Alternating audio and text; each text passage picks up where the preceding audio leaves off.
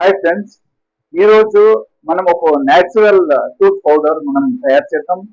And chemical tooth paste వాడకుండా మనం naturally tooth paste వాడడం, లేకపోతే ఆయుర్వేదిక్ టూత్ పేస్ట్ కూడా మీరు వాడచ్చు. లేకపోతే మనం టూత్ పౌడర్ మనం తయారు చేసి కూడా మనం వాడచ్చు.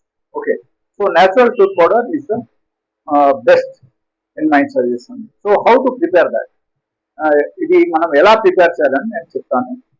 ఓకే, సో మనం చేయాల్సింది ఏంటంటే 4 స్పూన్ ఒరిజినల్ పసుపు పొడి తీసుకోండి.